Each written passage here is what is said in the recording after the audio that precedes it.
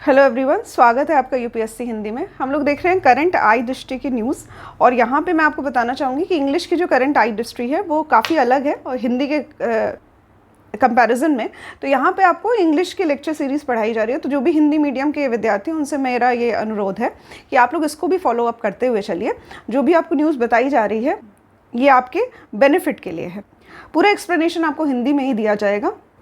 तो स्टार्ट करते हैं आज का टॉपिक। इंटरनेशनल इवेंट्स हम लोग स्टार्ट करेंगे, जिसमें पहली न्यूज़ है हमारी सुपर टाइफून यागी।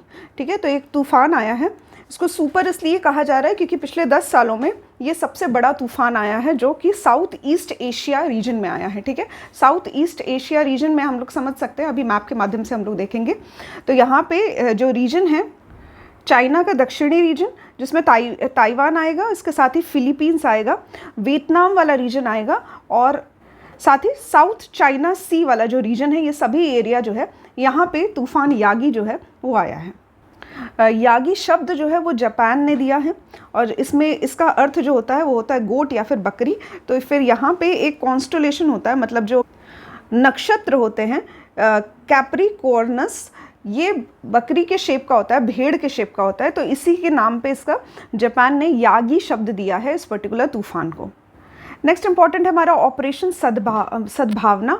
ऑपरेशन सद्भावना जो है वो गवर्नमेंट ऑफ इंडिया के द्वारा चलाया गया है, जो कि एक मानवीय सहायता है, एक इनिशिएटिव है जिसमें जो भी अफेक्टेड कंट्रीज़ हैं इस पर्टिकुलर तूफान यागी से, जो भी अफेक्टेड कंट्रीज़ है, यहाँ पे इंडिया जो है वो मदद प्रदान कर रही है। ठीक है, इंडिया की एक पॉलिसी अभी करेंटली जो चल रही है ये है act east policy. Act east policy मतलब जो इंडिया का रीजन है, इंडिया से अगर हम लोग पूर्वी दिशा में चलेंगे तो जो भी कंट्रीज़ आएंगी, ठीक है, चाइना के अलावा जो भी कंट्रीज़ आएंगी उन सभी के लिए इंडिया जो है वो एक तरह से अपनी पोजीशन को स्ट्रॉन्ग करने की कोशिश कर रहा है। इसीलिए यहाँ पे एक मानवीय सहायता के तौर पे अपनी पोजीशन स्ट्रॉन्ग करने की कोशिश को एक्ट ईस्ट पॉलिसी के तहत एक ऑपरेशन सद्भावना चलाया जा रहा है। और इसी ऑपरेशन सद्भावना के तहत वियतनाम को $1 मिलियन US डॉलर देने का घोषणा इंडिया के द्वारा किया गया। वियतनाम रीजन भी हमने देखा है। इसके साथ ही यहाँ पे लाओस में भी 1 लाख जो US डॉलर्स हैं ये देने की बात कही जा रही है एज अ मानवीय सहायता, यानी कि ह्यूमैनिटेरियन असिस्टेंट। ये जो है कि पूरा प्रोग्राम जो है ये humanitarian assistance and disaster relief के अंडर आ रहा है। तो HADR इसका फुल फॉर्म आप लोग देख सकते हैं। ठीक है, यहाँ पे मैप में आप लोग देख सकते हैं लाओस वाला रीजन, तो यहाँ पे येलो कलर से दिखाया जा रहा है वियतनाम वाला रीजन, और उसके बगल में लाओस है और उसके बगल में थाईलैंड है। ठीक है, तो वियतनाम को भी मानवीय सहायता दी गई है, इसके साथ ही लाओस को भी दी गई है। ठीक है, यहाँ पे आपको कमेंट बॉक्स में बताना है कि वियतनाम और लाओस दोनों की कैपिटल कौन सी है, ये आपको बताना है। इसके साथ ही आप लोग आसियान कंट्री जो ग्रुप है आसियान कंट्रीज़ का, उसके बारे में भी इंफॉर्मेशन ले सकते हैं, देख सकते हैं, क्योंकि ये इंडिया का एक्ट ईस्ट पॉलिसी के तहत आता है। तो यहाँ पे आपको आसियान कंट्रीज़ के बारे में पता होना चाहिए। इसके साथ ही गवर्नमेंट ऑफ इंडिया के द्वारा और भी रेस्क्यू ऑपरेशंस जो हैं वो चलाए गए हैं, जिसका नाम दिया हुआ है 1 बाय 1 हम लोग देखेंगे। सबसे पहले आता है ऑपरेशन कावेरी। ऑपरेशन कावेरी जो है वो गवर्नमेंट ऑफ इंडिया के द्वारा चलाया गया था सूडान में। तो यहाँ पे सूडान जो है, यहाँ पे विटनेस हुआ था, एक फाइट चल रही थी कंट्री की ही आर्मी और कंट्री के पार्लियामेंट के बीच में। तो यहाँ पे सूडान से जो लोगों को मदद प्रदान की गई थी, ठीक है, इंडियन सिटीजन्स को, वहाँ रह रहे इंडियन सिटीजन्स को एक रेस्क्यू ऑपरेशन से वापस इंडिया लाया गया था। इसका नाम था ऑपरेशन कावेरी, जो कि अप्रैल 2023 में चलाया गया था। इसके साथ ही अगर बात की जाए इजराइल वाले रीजन की, तो इजराइल और पैलेस्टीन का कि जो कन्फ्लिक्ट चल रहा है, जो लड़ाई चल रही है, जो युद्ध चल रहा है, इसमें भी इंडिया ने अपने जो इंडियन सिटीजन्स हैं उनको वापस लाने के लिए, इंडिया वापस लाने के लिए एक सहायता या ऑपरेशन चलाया था, जिसका नाम था ऑपरेशन अजय। ठीक है, 2023 में चलाया गया था।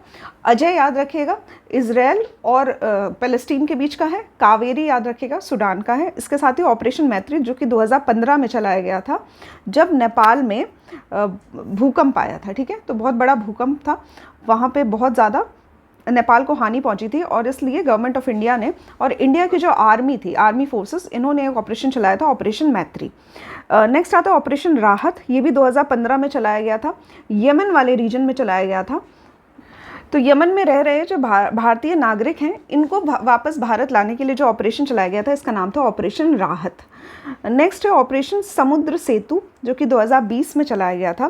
कोविड-19 का जब पेंडेमिक आया था, तो उस टाइम पे जो इंडिया के ओवरसीज सिटीजन थे, ठीक है, वो सभी लोग जो विदेश में जाके रहते थे, उनके लिए एक नेवी के द्वारा ऑपरेशन चलाया गया था, नेवल ऑपरेशन चलाया गया था, जिसमें कई सारे जो नेवल शिप्स हैं, कई सारे इंडिया के जो नेवी के जहाज़ हैं, उनको भेजा गया था फॉरेन कंट्रीज़ में, वहाँ से लोगों को, सिटीजन्स को वापस इंडिया लाने के लिए, ठीक है। ये 55 दिन का ऑपरेशन चलाया गया था और लगभग 23,000 किलोमीटर्स गए थे ये लोग समुद्र के रास्ते से। तो इसका नाम है समुद्र सेतु, जो कि 2020 में चलाया गया था। कुछ नेवल शिप्स के नाम आप लोग याद कर सकते हैं, जलश्व है, एरावत है, शार्दुल है, इस तरह के शिप्स हैं, वो आप लोग देख सकते हैं। नेक्स्ट आता है वंदे भारत, जो कि 2020 में चलाया गया था। ये भी कोविड-19 पेंडेमिक के समय पे चलाया गया था, ठीक है। तो वो सभी लोग जो इंडिया से बाहर रह रहे थे, उनको वापस इंडिया लाने के लिए एक मिशन चलाया गया था, जिसका नाम था Vande Bharat mission, Vande Bharat mission. Next है ऑपरेशन देवी शक्ति, जो कि 2021 में चलाया गया था।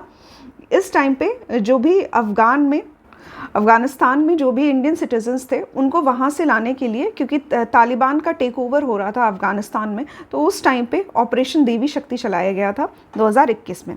नेक्स्ट आता है 2022 में ऑपरेशन गंगा चलाया गया था। इंपॉर्टेंट है, 2022 में रशिया और यूक्रेन युद्ध के बीच में जो भी सभी लोग इंडियन सिटीजन्स जो कि यूक्रेन में रह रहे थे, उनको वापस इंडिया लाने के लिए ऑपरेशन गंगा चलाया गया था, ठीक है। तो इसको आप लोग याद कर सकते हैं। ऑपरेशन कावेरी से हमने शुरू किया, कावेरी सूडान में, अजय जो है वो इजराइल और पैलेस्टीन में, मैत्री नेपाल में अर्थक्वेक आया था, 2015 की घटना है। राहत यमन में चलाया गया था 2015 में। कोविड-19 में दो ऑपरेशंस थे। ऑपरेशन समुद्र सेतु, जो कि अब्रॉड में समुद्र के रास्ते से जो विदेशी मतलब जो भारतीय विदेश में रह रहे हैं, उनको वापस लाने के लिए। इसके साथ ही वंदे भारत मिशन चलाया गया था। ये पूरा मिशन जो था, इसमें भी बाहर जो रह रहे हैं सिटीजन्स हैं, उनको वापस इंडिया लाने के लिए वंदे भारत मिशन चलाया गया था।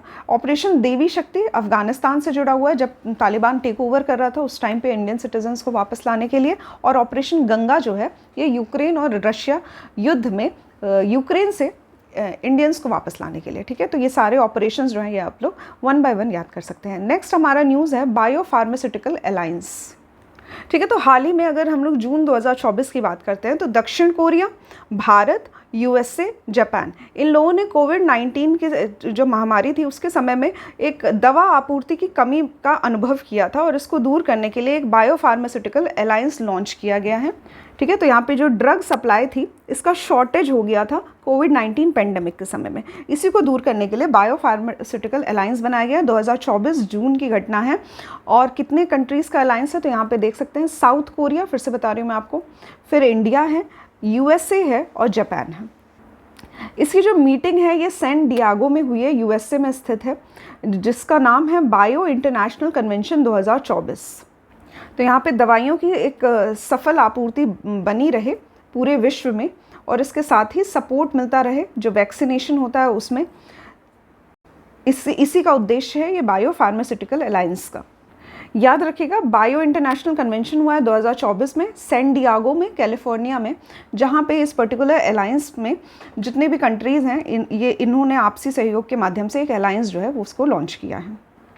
नेक्स्ट हमारी न्यूज़ है, यूरोपियन यूनियन ने अप्रूव किया है वर्ल्ड का पहला मेजर AI लॉ, ठीक है। तो अभी आर्टिफिशियल इंटेलिजेंस से रिलेटेड जो लॉज हैं, जो भी रूल्स हैं, नियम हैं, उनमें अभी कमी देखी गई है। तो इसीलिए यूरोपियन यूनियन ने एक सेट ऑफ रेगुलेटरी लॉज लाने की बात कही है आर्टिफिशियल इंटेलिजेंस को गवर्न करने के लिए।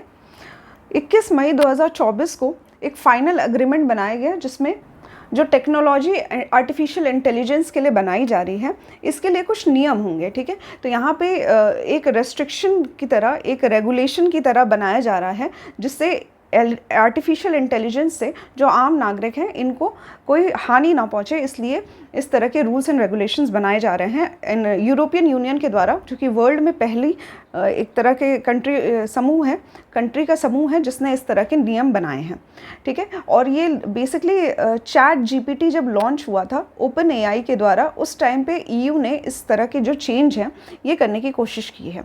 रीज़न ये है क्योंकि आजकल जो AI है वो काफ़ी एडवांस हो गई है कुछ इस तरह एडवांस हो गई है कि ये सोशल स्कोरिंग कर रही है। ठीक है, सोशल स्कोरिंग शब्द इंग्लिश में लिखा हुआ है, इसका हिंदी मतलब ये होता है कि सोशल स्कोरिंग में आपकी जो पर्सनालिटी है सोसाइटी में, उसमें आपके मतलब जो नागरिक हैं उनका डेटा एकत्रित किया जाएगा, उसका विश्लेषण किया जाएगा, एक तरह का एनालिसिस किया जाएगा, उसके बाद एक भावनात्मक मान्यता के आधार पर एक रैंकिंग प्रदान की जाएगी। ठीक है, तो यहाँ पे एक तरह की रैंकिंग प्रदान की जाएगी सिटीजन्स को, एक डेटा जो उनका डेटा है, जिस तरह से वो सोसाइटी में काम करते हैं या फिर सोसाइटी में जो कार्यस्थल है उनका, वहाँ पे उनका बिहेवियर कैसा है या फिर उनका एज, हेल्थ, इन सभी का जो डेटा है वो एकत्र किया जाएगा। ठीक है, तो अभी यहाँ पे एक तरह से ये प्राइवेसी और हमारे राइट टू प्राइवेसी के लिए भी खतरा हो सकता है। ठीक है, इसका एग्जाम्पल के माध्यम से हम लोग समझते हैं कि अगर कोई इंश्योरेंस कंपनी है, उसने कोई एआई के माध्यम से आपके बारे में आपका जो डेटा है इसको एनालिसिस करने की कोशिश की है।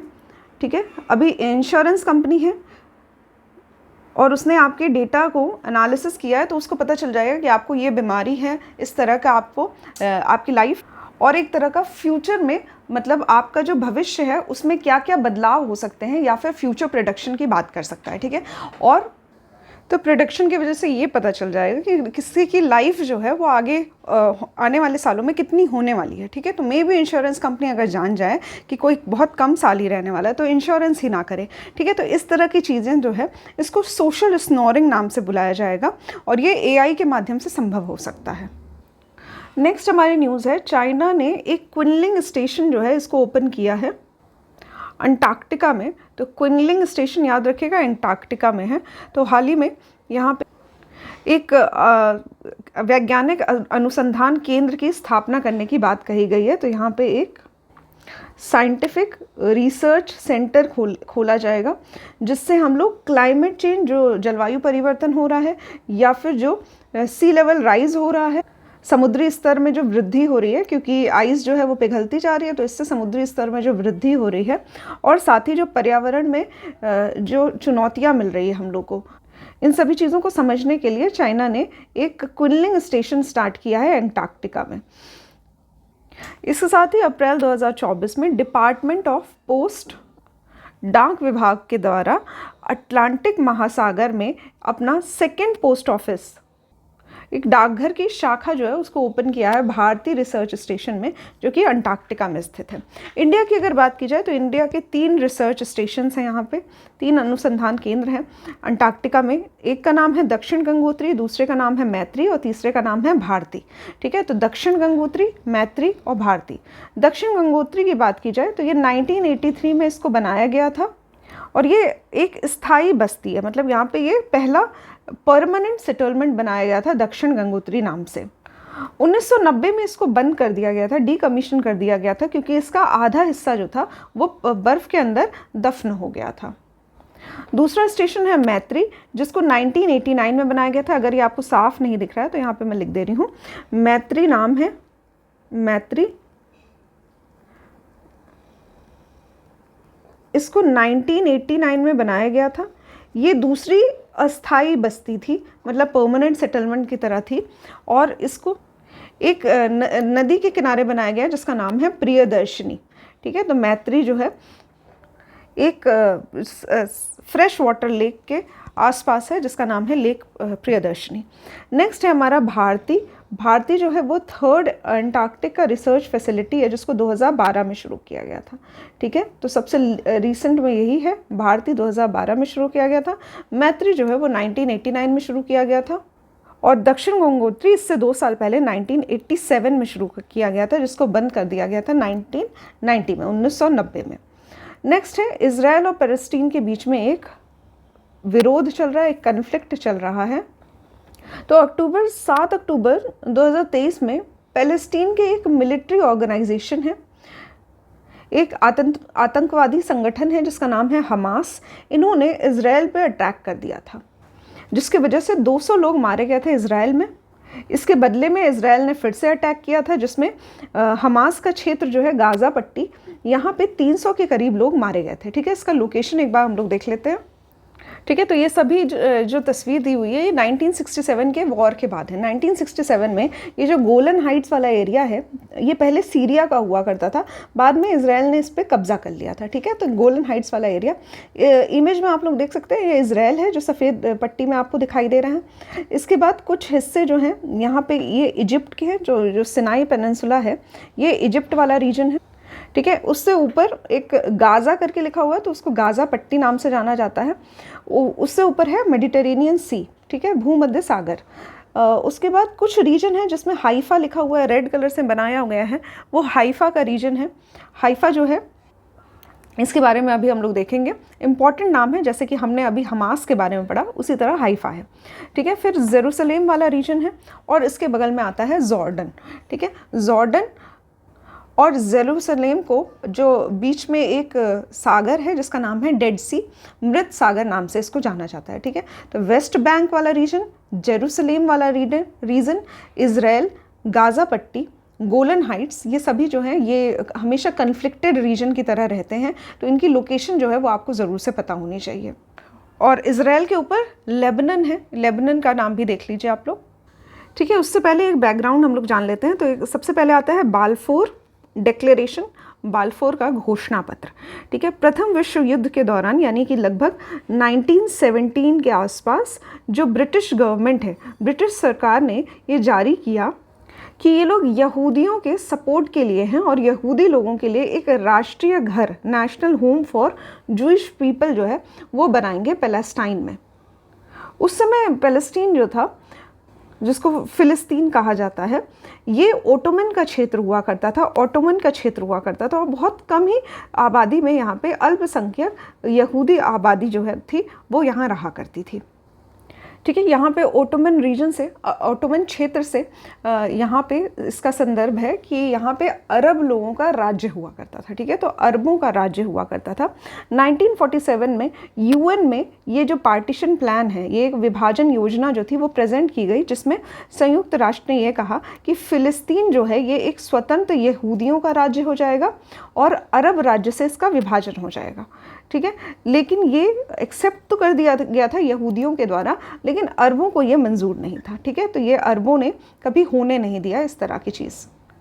ठीक है, फिर यहूदी लोगों ने अपने मातृभूमि को इज़राइल का नाम दिया। इज़राइल का अर्थ होता है यहूदी लोगों द्वारा मातृभूमि के रूप में नामित किया गया क्षेत्र। ठीक है, तो ये इनका होमलैंड कंट्री माना गया इज़राइल को। फिर 1967 में वॉर होती है। 1967 में अरब और इजरायली वॉर होती है। ठीक है, ये 1956 की स्वेज वॉर के बाद एक और बार अरब और इजराइल की वॉर होती है। ठीक है, इससे पहले अरब और इजराइल के बीच में स्वेज वॉर हो चुकी थी 1956 में। इसके बाद आती है ये 1967 की अरब इजराइल वॉर। काफ़ी लोग इसके बीच में मध्यस्थता करते हैं, जैसे कि एज़ेनहावर, कैनेडी, जॉन कैनेडी नाम से आप लोग जानते होंगे, जॉनसन, इन सभी लोगों का बीच में मध्यस्थता के लिए ये लोग आते हैं, लेकिन कुछ भी बात नहीं बनती है। अरब और इजराइल के बीच में जो वॉर थी वो बनी रहती है। और अरब के लोग जो थे वो इज़राइल को एज अ कंट्री मानने के लिए, वो भी यहूदियों की कंट्री मानने के लिए तैयार नहीं होते हैं। लेकिन बाद में इज़राइल जो है वो जीत जाता है और फ़िलिस्तीन का भी कुछ हिस्सा जो है वो कब्ज़ा करने लगता है। ठीक है, इसी कड़ी में, कब्ज़े की कड़ी में वेस्ट बैंक, गाज़ा पट्टी और साथ ही जो ईस्ट जेरूसलेम है ये सभी इसके कब्ज़े में आ जाता है। और यहाँ पे जो जेरूसलेम है ये जगह क्रिश्चियन के लिए उनके धार्मिक महत्व की सिटी है, तो इसको एक होली सिटी के नाम से जाना जाता है, पवित्र सिटी के नाम से जाना जाता है। इसके साथ ही इज़राइल जो है वो सीरिया का गोलन हाइट्स कब्जे में कर लेता है और इजिप्ट का सिनाई पेनिनसुला जो है इस पे भी अपना कब्जा कर लेता है। फिर ये सब कुछ होने के बाद 1974 में जो यूनाइटेड स्टेट्स है, संयुक्त राष्ट्र जो है, ये PLO की घोषणा करते हैं। ठीक है, PLO स्टेटस जो है यानी कि फ़िलिस्तीन मुक्ति संगठन, द पैलेस्टाइन लिबरेशन ऑर्गेनाइजेशन, इसका जो संगठन है इसको पर्यवेक्षण का दर्जा देते हैं। ठीक है, ऑब्जर्वर स्टेटस देते हैं। साथ ही फिलिस्तीनियों को आत्मनिर्णय के अधिकार की मान्यता देते हैं। ठीक है, तो सेल्फ डिटर्मिनेशन का राइट जो है, मतलब एक तरह से इसको स्टेट का मान्यता जो है वो संयुक्त राष्ट्र ने दे दिया था 1974 में। ठीक है, उसके बाद आता है वेस्ट बैंक। तो यहाँ पे जो वेस्ट बैंक है इसका काफ़ी हिस्सा तो इज़राइल के कब्ज़े में है, पर कुछ हिस्सा जो बचा हुआ था वो अभी भी पैलेस्टीन के यानी कि फ़िलिस्तीन के कंट्रोल में आता है। गाज़ा पट्टी जो है ये कंट्रोल में आता है पैलेस्टीन के। मिलिट्री ग्रुप है यहाँ पे, हमास का जो मिलिट्री ग्रुप है वो यहीं पे गाज़ा पट्टी वाले रीजन में रहता है। और ये जो संगठन ऐसा है, हमास जो है, ये इज़राइल से कई बार इन्होंने टक्कर ली है, मतलब इन लोगों की हमेशा जो है लड़ाई चलती रहती है। तो यहाँ पे एक बार फिर से देख लीजिए, ये इज़राइल वाला रीजन है, गाज़ा पट्टी जहाँ पे हमास रहते हैं, फिर अभी वेस्ट बैंक जो है वो काफ़ी हद तक इज़राइल के कंट्रोल में आ गया है, और कुछ हिस्सा जो है वो अभी भी पैलेस्टीन के कब्ज़े में है। गोलन हाइट्स देखिए जो सीरिया का हिस्सा था, अभी ये इज़राइल के कब्ज़े में आ गया है। और सिनाई पेनिनसुला जो है, सिनाई जो लिखा हुआ है, ये पहले इजिप्ट का था, अभी इज़राइल के कुछ हिस्सा जो है वो इज़राइल के कब्ज़े में आ गया है। कुछ और बातें यहाँ पे जान लेते हैं, जैसे कि इज़राइल जो है वो ऐसी इकलौती कंट्री है जिसको धर्म के आधार पे बनाया गया है। वेस्ट बैंक जो है, नाम में वेस्ट आता है पर है ये इज़राइल के ईस्ट में, ठीक है। तो इज़राइल के पूर्वी क्षेत्र में वेस्ट बैंक नाम की जगह जो है वो रहती है। जैसे कि वेस्ट बंगाल जो है वो है तो इंडिया के ईस्ट में, पूरब में, बट हम कहते हैं उसको वेस्ट बंगाल है, ठीक है। कुछ इसी तरह का एक्सप्लेनेशन यहाँ पे दिया हुआ है कि वेस्ट बैंक जो है वो इज़राइल और जॉर्डन के बीच की स्थिति है, जो कि इज़राइल के पूर्वी दिशा में है। फिर गाज़ा पट्टी की बात की जाए तो गाज़ा पट्टी इज़राइल और इजिप्ट के बीच में है, और गाज़ा पट्टी में ही हमास जो एक संगठन है उसका एरिया माना जाता है। गोलन हाइट्स की बात की जाए तो इज़राइल ने इस पर कब्ज़ा कर लिया था, सीरिया का हिस्सा हुआ करता था ये। 1967 में इसमें इज़राइल ने कब्ज़ा कर लिया था। इसके बाद आता है अल अक्सा मॉस्क, ठीक है। तो ये अल अक्सा नाम का एक मस्जिद है जो कि काफ़ी पवित्र स्थल माना जाता है मुस्लिमों के लिए। इस जगह को हराम अल शरीफ नाम से जाना जाता है मुस्लिमों के द्वारा। इसके साथ ही यहाँ पे जो ज्यूस लोग हैं, जो यहूदी लोग हैं, उनका भी एक पवित्र स्थल के रूप में इसको माना जाता है, अल अक्सा मॉस्क। इसके साथ ही अगर अल अक्सा मस्जिद की बात की जाए तो ये तीसरा पवित्र स्थल है इस्लाम का, मक्का और मदीना के बाद से। इसके साथ ही इसको यूनेस्को की वर्ल्ड हेरिटेज साइट में भी रखा गया है। अगर हम लोग ओल्ड सिटी ऑफ यरूशलेम की बात करें तो ये क्रिश्चियन और साथ ही यहूदी और मुस्लिमों तीनों का ही पवित्र स्थल माना जाता है, ठीक है। तो इसलिए जो जेरूसलेम है ये प्लेस काफ़ी इम्पोर्टेंट है, इसकी महत्वता जो है वो इसीलिए काफ़ी इम्पोर्टेंट है क्योंकि 3 धर्मों का पवित्र स्थल जो है ये माना जाता है। नेक्स्ट आता है शेख ज़राह। शेख ज़राह जो है ये जेरूसलेम के पास के ही शहर है जहाँ पे पहले फ़िलिस्तीन लोग रहा करते थे। इसके बाद जब इज़राइल बना 1948 में तो काफ़ी लाखों के संख्या में लोगों को अपना घर छोड़ना पड़ा था, तो लगभग कुछ लोग जो थे वो यहाँ पे जाके बस गए थे, ये शेख ज़राह नाम के जगह पे, ठीक है। तो बस इसमें इतनी ही जानकारी हमें जाननी थी। नेक्स्ट हम लोग स्टार्ट करेंगे नेक्स्ट सेक्शन हमारा न्यूज़ इन शॉर्ट्स, ठीक है। तो यहाँ पे शॉर्ट न्यूज़ के बारे में हम लोग पढ़ेंगे। इंडियंस जो थे वो हैं वो टाइम्स के 100 most influential people in AI 2024, ठीक है। तो AI 2024 के लिए टाइम्स 100 मोस्ट प्रभावशाली लोगों की एक लिस्ट निकली है। इसमें कितने इंडियंस शामिल हैं ये हम लोग देखेंगे।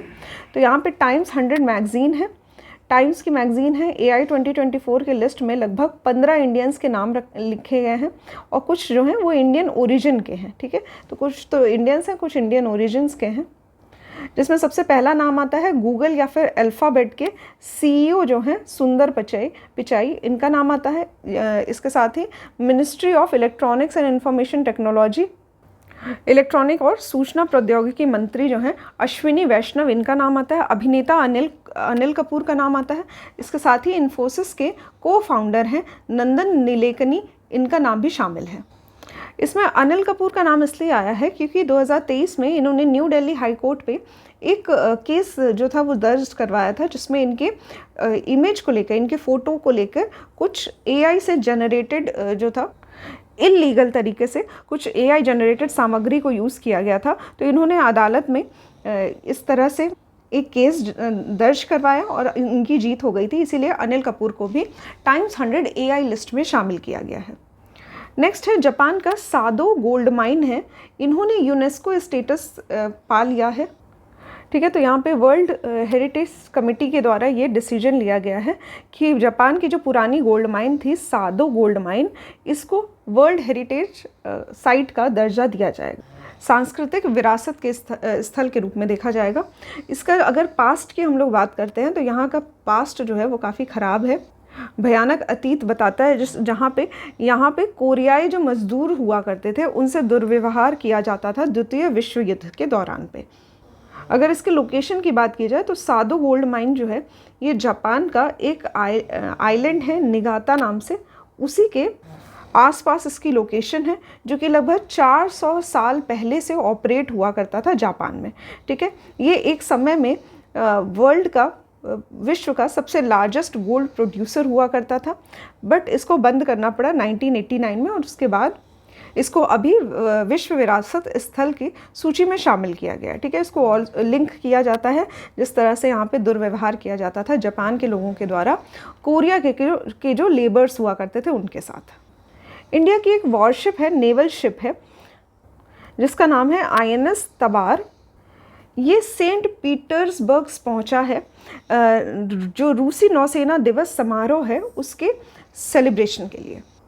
ठीक है, तो रशिया का नेवी डे सेलिब्रेशन करने के लिए INS तबर जो है वो भारत से रशिया पहुंचा। ठीक है, और इसके साथ ही ये भारत और रशिया के बीच में जो समुद्री सहयोग है उसको बढ़ावा देगा। साथ ही यहाँ पे एक समुद्री साझेदारी अभ्यास भी किया गया, मैरीटाइम पार्टनरशिप एक्सरसाइज INS तबर के द्वारा, और साथ ही रशिया की जो नेवी है उसके द्वारा। नेक्स्ट हमारी जो इम्पोर्टेंट न्यूज़ है ये है संयुक्त राष्ट्र सुरक्षा परिषद में, UN सिक्योरिटी काउंसिल में डेनमार्क, ग्रीस, पाकिस्तान, पनामा और सोमालिया इन पांचों जगहों को अपनी सीट मिल गई है, स्थान मिल गया है संयुक्त राष्ट्र सुरक्षा परिषद में। तो इनको अस्थायी सदस्य का दर्जा मिला, यानी कि नॉन परमानेंट मेंबर्स बनाया गया है। जून 6, 2024 में UN की जनरल असेंबली ने ये फैसला किया है कि पाकिस्तान, सोमालिया, पनामा, डेनमार्क और ग्रीस इनको 2 वर्षों के लिए स्थान दिया जाएगा UN की सिक्योरिटी काउंसिल में।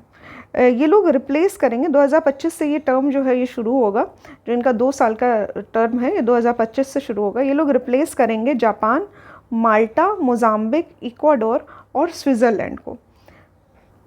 अगर यूनाइटेड स्टेट्स के परमानेंट मेंबर्स की बात की जाए, स्थायी सदस्यों की बात की जाए, तो उसमें शामिल हैं चाइना, फ्रांस, रशिया, UK और USA।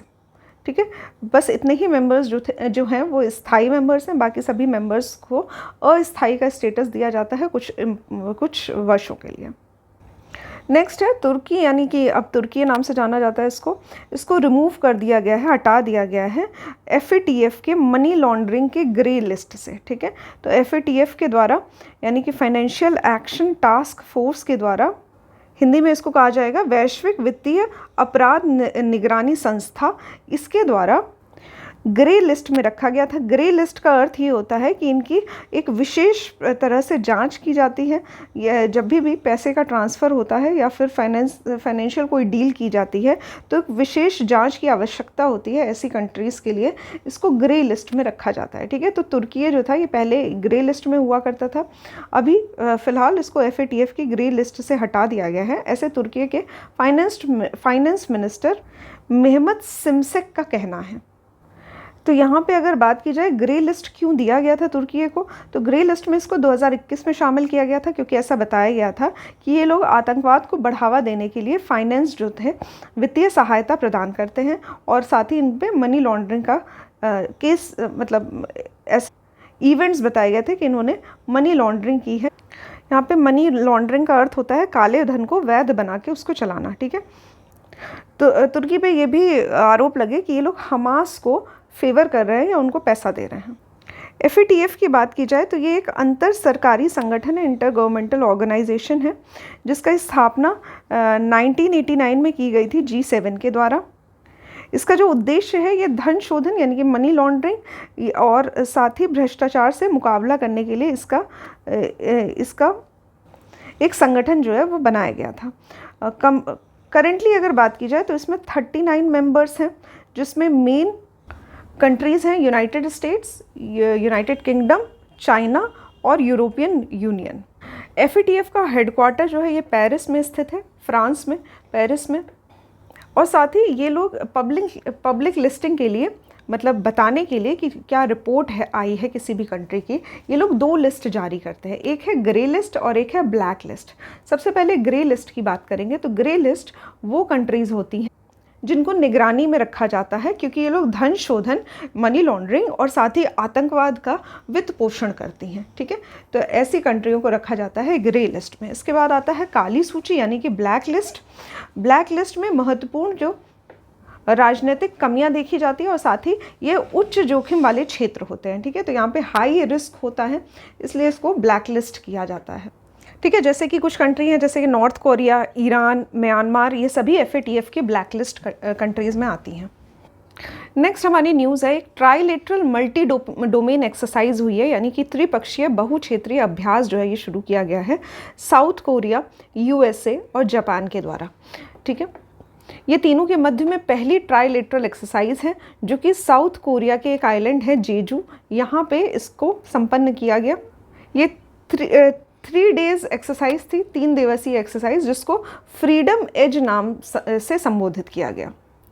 नेक्स्ट हमारी न्यूज़ है, डेनमार्क जो है ये पहली कंट्री बन गया है जिसने कार्बन टैक्स लगाया है पशुधन तथा सुअरों पे, ठीक है। तो ये 2030 से इसको इम्प्लीमेंट किया जाएगा।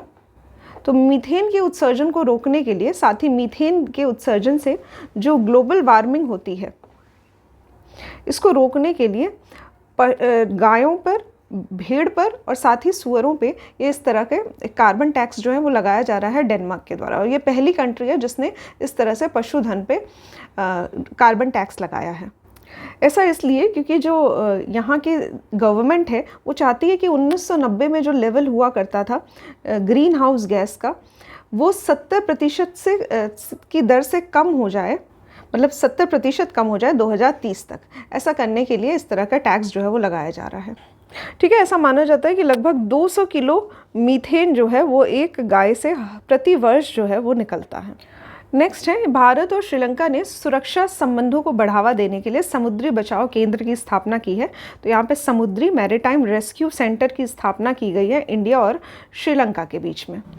ये जो समुद्री बचाव केंद्र है, मैरीटाइम रेस्क्यू कोऑर्डिनेशन सेंटर, ये इंडिया के द्वारा कंस्ट्रक्ट किया जाएगा। लगभग $6 मिलियन की फंडिंग इंडिया की तरफ से हो रही है। ये हम्बनटोटा, गैले नाम का एक स्टेशन है हम्बनटोटा में, वहाँ पे ये बनाया जाएगा। इसके साथ ही भारत की जो नेवी का हेडक्वार्टर है वो कोलंबो में स्थापित किया जाएगा। साथ ही यहाँ पे हम लोग कोलंबो सुरक्षा सम्मेलन के बारे में बात कर लेते हैं। तो कोलंबो सिक्योरिटी कॉन्क्लेव, जिसमें बांग्लादेश, सेशल्स ऑब्जर्वर के स्टेट में है, ठीक है, यहाँ पे पर्यवेक्षक की स्थिति में। और बाकी ये जो कोलंबो सिक्योरिटी कॉन्क्लेव है ये इंडिया, श्रीलंका, मालदीव्स और मॉरिशस के बीच में एक सम्मेलन होता है। और इसी के तहत ये MRCC maritime rescue coordination centre जो है वो इंडिया के द्वारा श्रीलंका में स्थापित किया जा रहा है।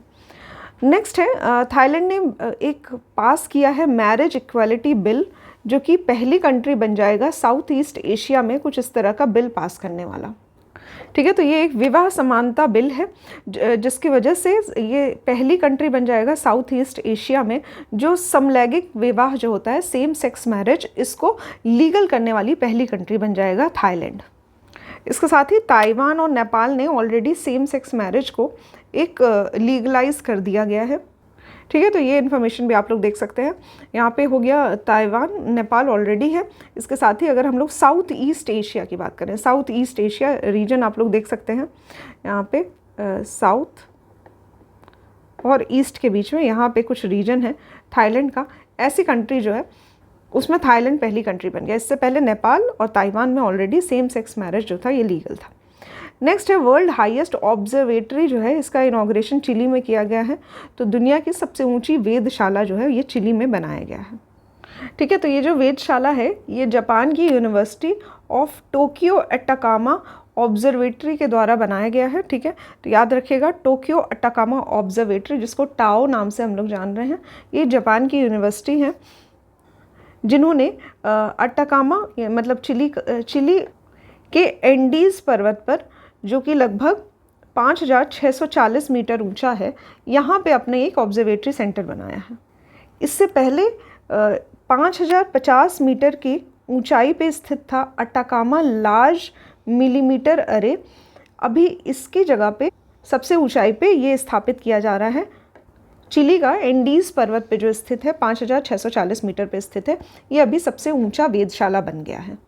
यहाँ पे लगभग 6.5 मीटर 6.5 मीटर की एक टेलीस्कोप लगाई जाएगी जो कि यूनिवर्स में हो रहे सभी एक्शन को अपने इलेक्ट्रोमैग्नेटिक रेडिएशन के माध्यम से देख सकेगी। तो विद्युत चुंबकीय किरणों का यूज़ किया जाएगा इस टेलीस्कोप के माध्यम से यूनिवर्स में हो रही चीज़ों को देखा जाएगा, क्योंकि ये वेधशाला है तो इस तरह की चीज़ें की जाएगी यहाँ पे। ठीक है, तो ये जो ताओ है इसको इस्टेब्लिश किया गया है। अटाकामा का एक शिखर है जिसका नाम है सेरो चाजनतोर माउंटेन, यहाँ पे इसको स्थापित किया गया है। तो ये जो भाषा है ये कुंजा भाषा है जिसमें इसका नाम रखा गया है। ठीक है, कुंजा भाषा जो कि लिकान अंताई समुदाय जो पहले यहाँ पे रहा करती थी, यहीं पे इनका निवास स्थल हुआ करता था, उसके द्वारा इस माउंटेन का नाम जो है रखा गया था। नेक्स्ट है हमारी इम्पोर्टेंट न्यूज़। यूरोपियन यूनियन ने एक पहला लॉ बनाया है अपना, महिलाओं के विरुद्ध हिंसा से निपटने के लिए अपना एक पहला कानून जो है इसको स्थापित किया है। ठीक है, तो जो भी महिलाओं के साथ अपराध होते थे, ज़बरदस्ती शादी करना या फिर रेप जैसी स्थिति, या ऑनलाइन परेशान करना किसी को, या फिर उनकी कुछ इंटीमेट फ़ोटोज़ है ये वायरल करना, इस तरह की चीज़ों के लिए यूरोपियन यूनियन ने अपने कुछ नियम बनाए हैं। ठीक है, नेक्स्ट आता है नाटो की 75वीं एनिवर्सरी है।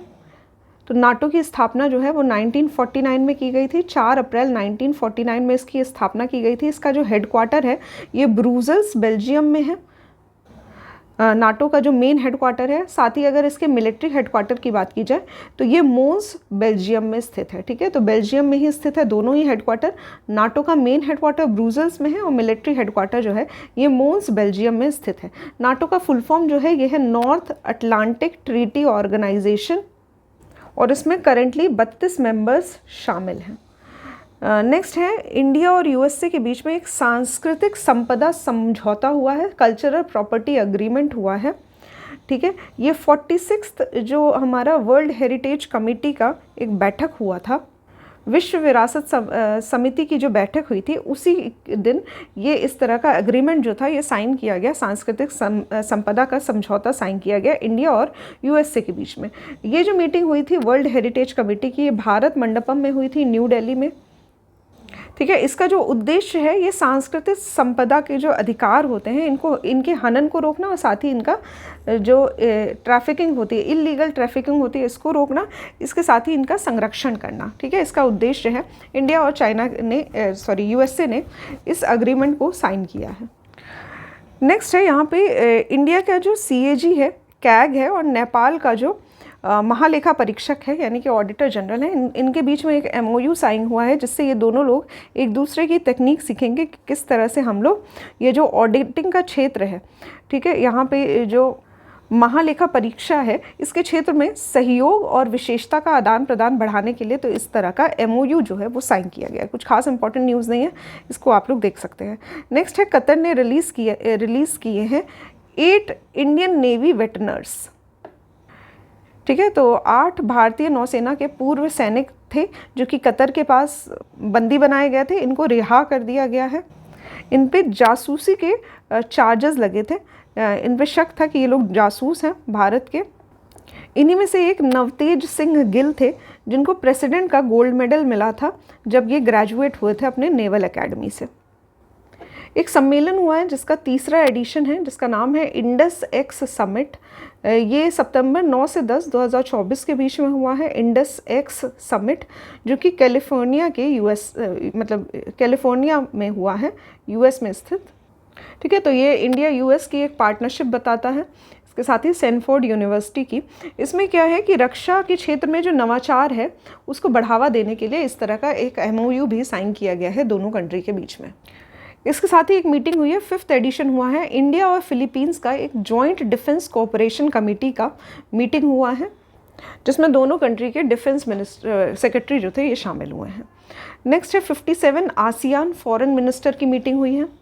ठीक है, 57th एडिशन है, आसियान के जो फॉरेन मिनिस्टर्स हैं इनकी मीटिंग की गई है। कहाँ पे हुआ है तो वेंतियाने लाओस में ये मीटिंग की गई है।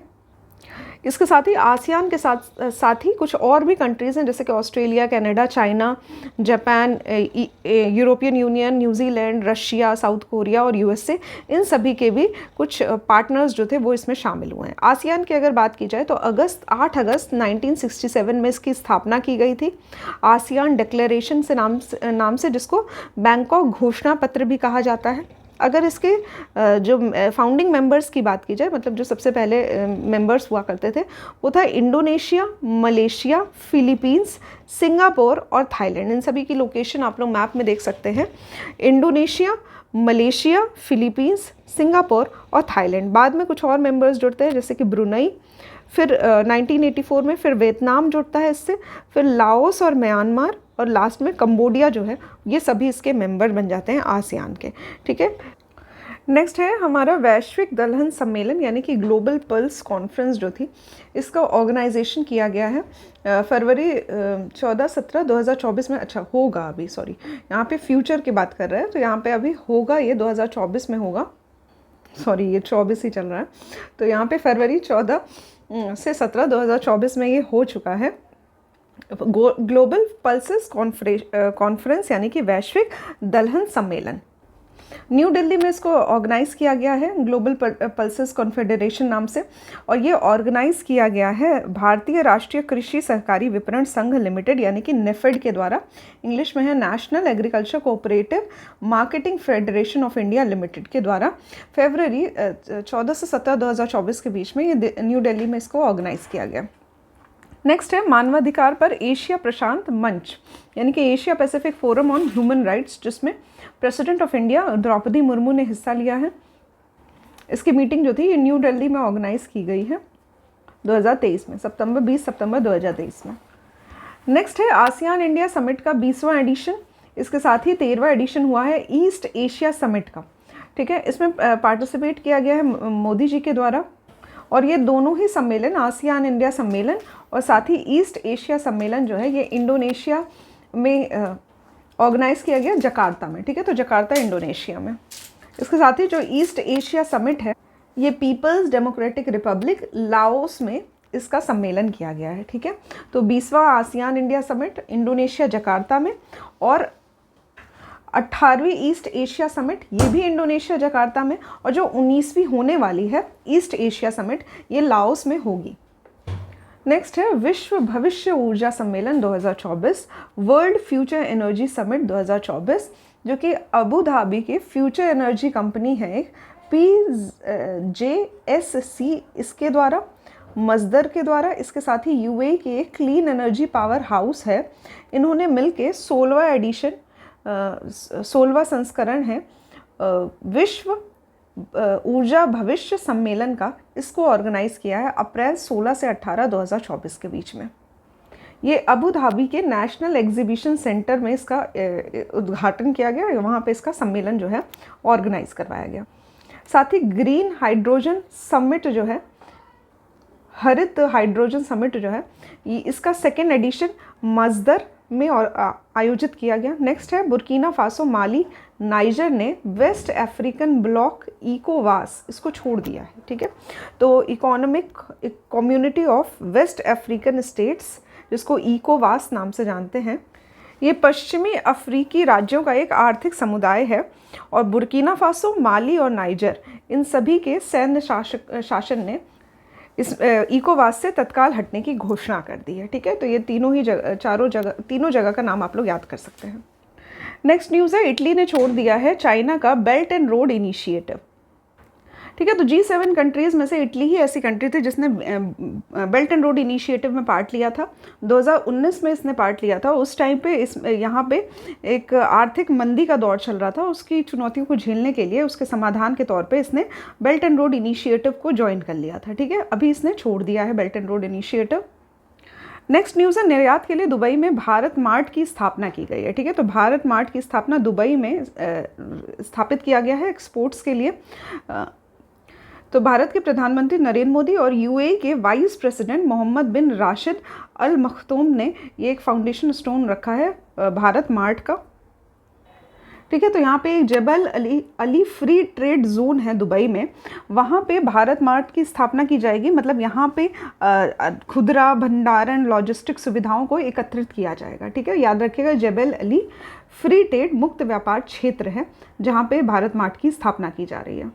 ठीक है, इसका उद्देश्य ये है कि भारत से अफ्रीका और यूरोप तक जो शिपिंग में लागत लगती है, इस समय को कम करने के लिए ये सुविधा जो है ये स्टार्ट कर दी जा रही है। चाइना का एक ड्रैगन मार्ट है, उसी तर्ज पे भारत का इंडिया का भारत मार्ट फैसिलिटी जो है इसको लॉन्च किया गया है और इसकी शुरुआत 2025 में स्टार्ट कर दिया जाएगा इसको।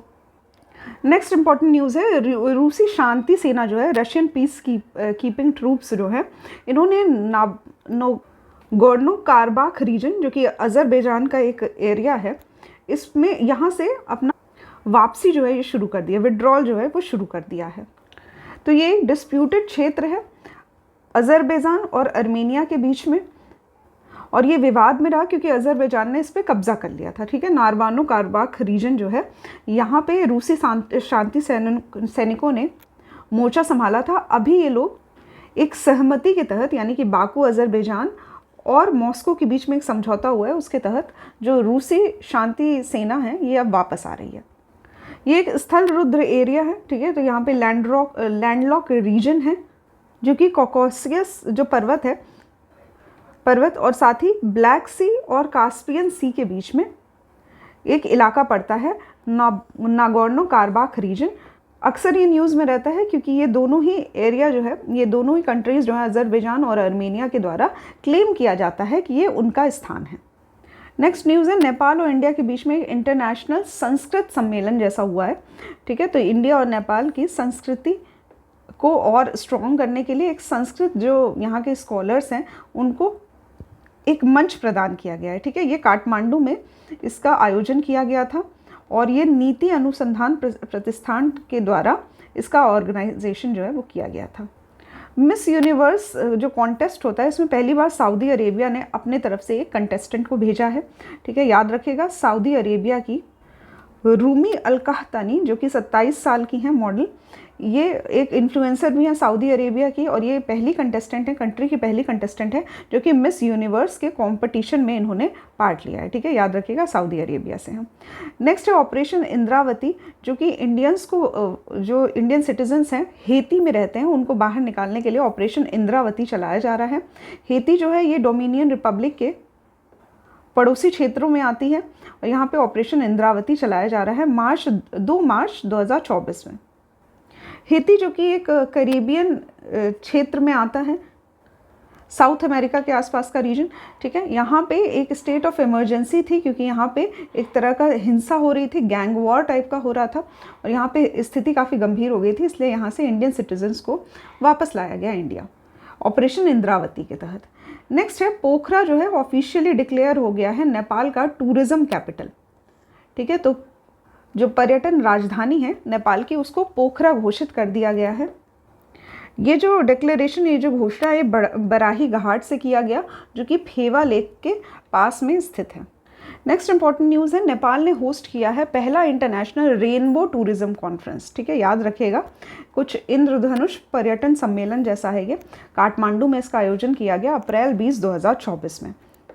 ठीक है, तो इसका जो उद्देश्य था, जो भी LGBT टूरिस्ट आते हैं उनको एक तरह से सपोर्ट करने के लिए, उनका पर्यटन जो है वो सपोर्ट करने के लिए इस तरह से रेनबो टूरिज्म कॉन्फ्रेंस का आयोजन किया गया था।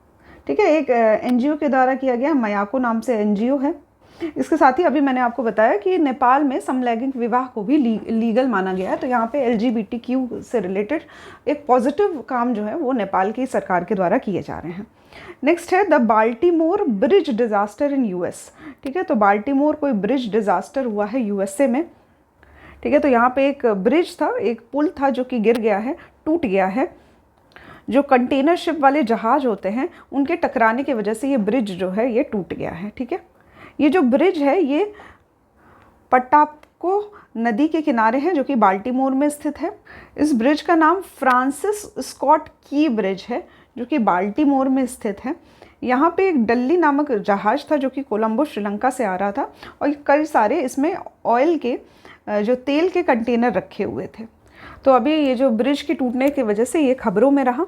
अगर इस ब्रिज की बात की जाए तो यूएसए का ये सेकेंड लॉन्गेस्ट ब्रिज है, ठीक है, लंबाई में दूसरे स्थान पे है यूएसए में, और पूरे विश्व में ये तीसरा सबसे लंबा ब्रिज है, ठीक है। 1977 में इसकी शुरुआत की गई थी। लगभग 2.6 किलोमीटर का ये पुल बनाया गया था। नेक्स्ट हमारी न्यूज़ है, general major Pande inaugurates high tech IT lab in Uzbekistan, ठीक है। तो यहाँ पे मनोज पांडे हैं, जनरल मनोज पांडे, इन्होंने हाईटेक आईटी लैब की स्थापना की है उज़्बेकिस्तान में। इम्पॉर्टेंट है, ये आर्मी के चीफ हैं और इन्होंने इसकी स्थापना की है हाईटेक आईटी लैब की, जो कि एक डिफेंस कॉपरेशन के लिए, तो रक्षा के क्षेत्र में सहयोग के लिए काफ़ी ज़रूरी है इंडिया और उज़्बेकिस्तान की। इसके साथ ही यहाँ पे लाल बहादुर शास्त्री जी की मेमोरी में बनाया गया जो एक स्मृति स्थल है, वहाँ पर भी इन्होंने विज़िट किया। लाल बहादुर शास्त्री जी की मौत ताशकंद में हुई थी। इसके साथ ही इन्होंने विक्ट्री पार्क में भी विज़िट किया। विक्ट्री पार्क वो जगह है जहाँ पे उज़्बेकिस्तान के जो सैनिक मारे गए थे द्वितीय विश्व युद्ध में, उनके याद में विक्ट्री पार्क की स्थापना की गई है। तो इन्होंने एक हाईटेक आईटी लेबोरेटरी की स्थापना की है, जो कि एकेडमी ऑफ आर्म्ड फोर्सेस की तरह कार्य करेगा उज़्बेकिस्तान में। नेक्स्ट है यूक्रेन शांति सम्मेलन। तो स्विट्ज़रलैंड ने इसकी मेज़बानी की है यूक्रेन के रिक्वेस्ट पे। यूक्रेन ने रिक्वेस्ट किया और स्विट्ज़रलैंड जो है वो होस्ट कर रहा है ग्लोबल पीस समिट, यानी कि विश्व शांति सम्मेलन। इसके साथ ही यूक्रेन ने इनवाइट किया है चाइना के प्रेसिडेंट जी जिनपिंग को इसमें पार्टिसिपेट लेने के लिए, शांति सम्मेलन में पार्टिसिपेट लेने के लिए, जो कि स्विट्ज़रलैंड में आयोजित किया जाएगा। नेक्स्ट है यूरोपियन पोर्ट अलायंस, ठीक है। तो यहाँ पे यूरोपियन यूनियन ने रिसेंटली लॉन्च किया है यूरोपियन पोर्ट अलायंस, जिससे कि जो ड्रग स्मगलिंग होती है या फिर जो टेररिस्ट या क्रिमिनल ग्रुप्स होते हैं यूरोपियन यूनियन के अंतर्गत, इसको रोका जा सके। नेक्स्ट है यू तिरोत सिंह का जो मूर्ति है उसको, प्रतिमा का अनावरण किया गया बांग्लादेश के ढाका में, ठीक है। तो यू तिरोत सिंह की मूर्ति का अनावरण किया गया ढाका बांग्लादेश में मेघालय सरकार के द्वारा at Indira Gandhi cultural centre, जो कि ढाका बांग्लादेश में स्थित है। यहाँ पे ये जो यू तिरोत सिंह हैं, ये खासी समुदाय के एक सम्मानित स्वतंत्रता सेनानी थे, खासी कम्युनिटी के थे, और इनका अनावरण जो है ये बांग्लादेश में किया गया है। नेक्स्ट है यहाँ पे 60th एडिशन हुआ है म्यूनिक की सिक्योरिटी कॉन्फ्रेंस का, यहाँ का सुरक्षा सम्मेलन का, जिसमें डॉक्टर एस जयशंकर जो हैं इंडिया से एक्सटर्नल मिनिस्टर, विदेश मंत्री के रूप में इन्होंने यहाँ पे पार्ट लिया। नेक्स्ट है ग्रीस ने लीगल कर दिया है सेम सेक्स मैरिज। तो यहाँ पे समलैंगिक विवाह को लीगल बना दिया है ग्रीस ने। साथ ही पैतृक संपत्ति पे भी इनको राइट मिलेगा जो भी समलैंगिक कपल्स होंगे। नेक्स्ट है ईरान ने ख़त्म कर दिया वीज़ा की रिक्वायरमेंट इंडियन टूरिस्ट के लिए। तो जो भी इंडिया से पर्यटन जाएंगे के लिए लोग जाएंगे, उनके लिए वीज़ा की ज़रूरत नहीं पड़ेगी ईरान में जाने के लिए, ठीक है। ये 4 फरवरी 2024 से ये लागू हो गया है ये नियम। नेक्स्ट है मेटलाइफ स्टेडियम न्यूयॉर्क में जीत गया है ये होस्टिंग करना, फाइनल जब होगा 2026 का फीफा वर्ल्ड कप, जो कि 19 जुलाई 2026 में ऑर्गेनाइज होगा। इसको होस्ट करेगा मेटलाइफ स्टेडियम न्यूयॉर्क। इसके साथ ही को होस्ट करेगा यूएस, कनाडा और मैक्सिको। नेक्स्ट है शेंजन वीज़ा। तो यहाँ पे एक डिजिटल वीज़ा जो है वो इशू किया गया था फ्रांस के द्वारा। पेरिस ओलंपिक में इतने सारे लोगों को वीज़ा प्रदान करना था कि मैनुअली प्रदान नहीं किया जा सकता था, इसलिए डिजिटल वीज़ा प्रदान किया गया, जिसको शेंजन वीज़ा का नाम दिया गया, ठीक है। तो डिजिटल वीज़ा यानी कि शेंजन वीज़ा। नेक्स्ट है WHO ने अनवील किया है गुजरात घोषणा, गुजरात डिक्लेरेशन, ठीक है। तो एक चिकित्सा का वैश्विक शिखर सम्मेलन जो था ये आयोजित किया गया था गुजरात में 2023 में। इसका परिणाम अभी घोषित किया गया है WHO के द्वारा, उसी के बारे में ये न्यूज़ है, ठीक है। तो यहाँ पे देख लेते हैं जो WHO का पहला पारंपरिक चिकित्सा वैश्विक शिखर सम्मेलन जो था WHO traditional medicine global summit, ये गांधीनगर गुजरात में आयोजित किया गया था। 17-18 अगस्त 2023 में किया गया था। इसकी जो थीम थी ये थी सभी के लिए स्वास्थ्य और कल्याण की ओर, ठीक है, तो towards health and well being for all, जो कि मिनिस्ट्री ऑफ आयुष के द्वारा होस्ट किया गया था। नेक्स्ट हमारी न्यूज़ है इंडियन ओशन रिम एसोसिएशन, ठीक है, जिसको आयोरा नाम से भी जाना जाता है। इसकी मीटिंग ऑर्गेनाइज की कोलंबो, श्रीलंकन गवर्नमेंट के द्वारा कोलंबो में इसका ऑर्गेनाइज किया गया। ये तीसरा संस्करण था इस मीटिंग का, जिसमें सभी मेंबर्स ने पार्ट लिया। भारत की तरफ से जो विदेश मंत्री हैं डॉक्टर एस जयशंकर, इन्होंने इसमें पार्ट लिया। याद रखिएगा 23वां एडिशन है काउंसिल ऑफ मिनिस्टर्स का, जो कि इंडियन ओशन हिंद महासागर रिम एसोसिएशन के नाम से जाना जाता है, ठीक है, IORA। नेक्स्ट है सार्क करेंसी स्वैप फ्रेमवर्क। तो सार्क देशों के बीच में मुद्रा विनिमय ढांचा जो है बनाने की बात कर रहे हैं। करेंसी स्वैप की बात कही जा रही है। तो RBI ने साइन किया है करेंसी स्वैप एग्रीमेंट, मुद्रा विनिमय ढांचे पर सिग्नेचर किया है, इसमें समझौते पर हस्ताक्षर किए हैं विद मालदीव्स मॉनिटरी अथॉरिटी के द्वारा, जो कि सार्क करेंसी स्वैप फ्रेमवर्क का ही पार्ट है। यहाँ पे करेंसी स्वैप का मतलब ये होता है कि जब भी ट्रेड किया जाता है तो वो US बिलियन डॉलर्स में ना करके जो आपसी जो भी करेंसी है, जिस भी कंट्री की जो करेंसी है, जैसे इंडिया का रुपए है, मालदीव्स का जो भी करेंसी है, इस करेंसी के फॉर्म में हम लोगों का बिजनेस होगा, ठीक है, तो इसको हम लोग करेंसी स्वैप नाम से जानते हैं। इससे जो हमारी निर्भरता है US डॉलर पे जो निर्भरता है, इसको कम करने के लिए इस तरह के कार्यक्रम जो है वो किए जाते हैं। नेक्स्ट है AI artificial intelligence safety summit, ठीक है, AI सुरक्षा सम्मेलन जो है 2024, इसका आयोजन किया गया बेलेचली पार्क में किया गया इंग्लैंड में 2023 में, नवंबर 2023 में इसका आयोजन जो है वो किया गया है। इसमें 28 देशों ने पार्ट लिया, जिसमें USA है, चाइना है, इंडिया है, यूरोपियन यूनियन है, इन सभी लोगों ने इसमें पार्ट लिया। AI सेफ्टी समिट नाम से है। नेक्स्ट है ऑक्सफोर्ड ने मलेरिया की वैक्सीन बनाई है घाना के बच्चों के लिए। घाना के बच्चे जो हैं मलेरिया से बहुत बीमार पड़ रहे थे, इसलिए यूनिवर्सिटी ऑफ ऑक्सफोर्ड जो कि UK में है, वहाँ पे एक वैक्सीन बनाई है जिसका नाम है R21 या फिर मैट्रिक्स M नाम से हम लोग जान सकते हैं, ठीक है। ये टारगेट करेगा मलेरिया फैलाने वाला जो वायरस है प्लाज्मोडियम स्पोरोजाइट, इसको टारगेट करेगा। मैट्रिक्स M वैक्सीन का नाम है, याद रखिएगा। नेक्स्ट है सेकेंड एडिशन है CTI India Nordic Baltic business conclave, ठीक है। तो इंडिया नॉर्डिक बाल्टिक जो कंट्रीज़ हैं इनके बीच में एक जो बिजनेस वार्ता जैसा होगा, यहाँ पे ये न्यू दिल्ली में ऑर्गेनाइज किया गया है और नवंबर में इसका आयोजन जो है वो किया गया है।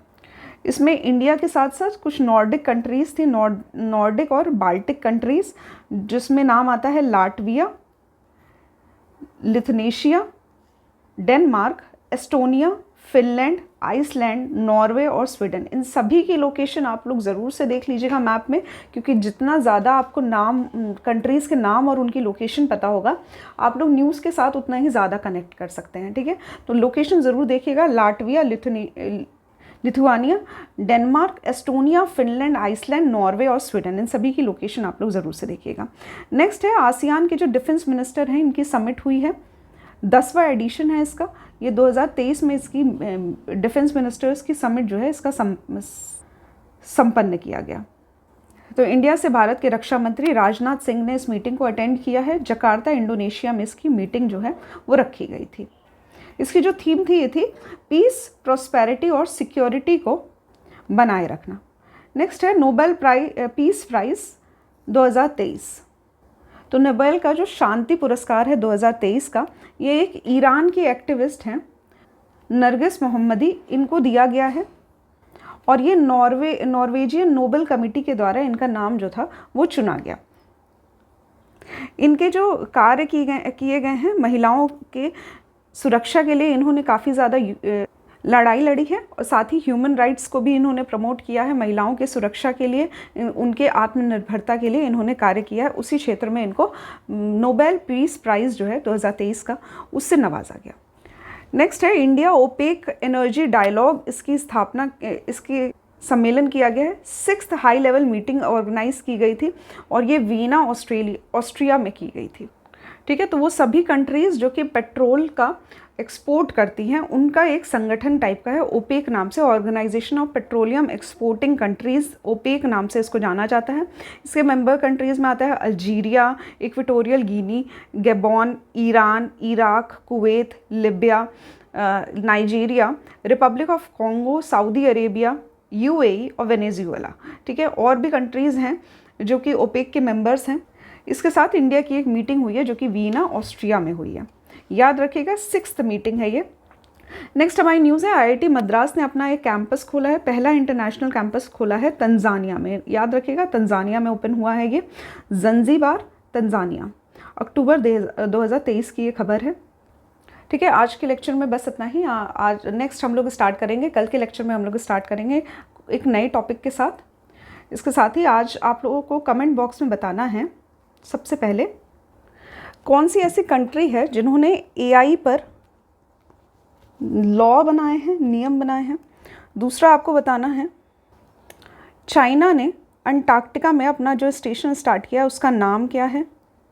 तीसरा आपको बताना है इंडिया ने एक नया बायो फार्मास्यूटिकल अलायंस जो है वो स्टार्ट किया है। ठीक है, इसमें और कौन सी कंट्रीज़ हैं उसके नाम आपको बताने हैं। तो बायो फार्मास्यूटिकल अलायंस, इसके मेंबर कंट्री के नाम आपको बताने हैं। नेक्स्ट आपको बताना है वैश्विक दलहन सम्मेलन जो है ये कहाँ ऑर्गेनाइज किया गया है। ठीक है, तो ग्लोबल पल्सेस कॉन्फ्रेंस जो है इसका और आयोजन कहाँ किया गया ये आपको बताना है। ये सभी न्यूज़ जो मैंने आपको बताई है, जो सभी क्वेश्चंस जो मैंने आपको बताए हैं, ये आज के लेक्चर्स से ही बने हुए क्वेश्चंस हैं। तो इसका आंसर आप लोग ज़रूर से कमेंट बॉक्स में करिएगा।